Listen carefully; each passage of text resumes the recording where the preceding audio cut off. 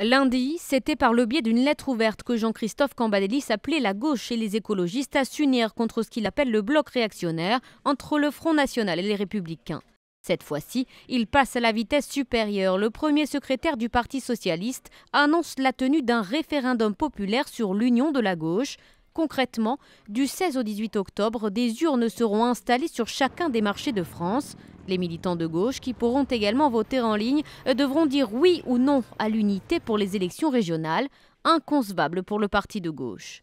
On ne se ralliera pas derrière le Parti socialiste au premier tour, c'est une évidence. Alors M. Cambadélis peut faire une manœuvre circonstanciée, ça n'est que l'expression d'un trouble aujourd'hui qu'il voit bien, c'est qu'il y a un rejet dans le milieu populaire de la politique actuelle du gouvernement. Les écologistes s'opposent également à cette idée de référendum. Le porte-parole du parti y voit au contraire un danger de faire monter le Front National. Les études sont très claires. Et en Nord-Pas-de-Calais, où il y a une menace du Front National, un rassemblement pour le rassemblement, entre guillemets, sans projet partagé, ça fait monter de 5 points le Front National. C'est complètement irresponsable de la part de Cambadélis d'annoncer ça sans se concerter avec ses partenaires, ses interlocuteurs. Le Parti socialiste, qui dirige actuellement 21 des 22 régions de métropole, redoute une nouvelle déroute électorale après celle subie aux dernières élections municipales, européennes et départementales.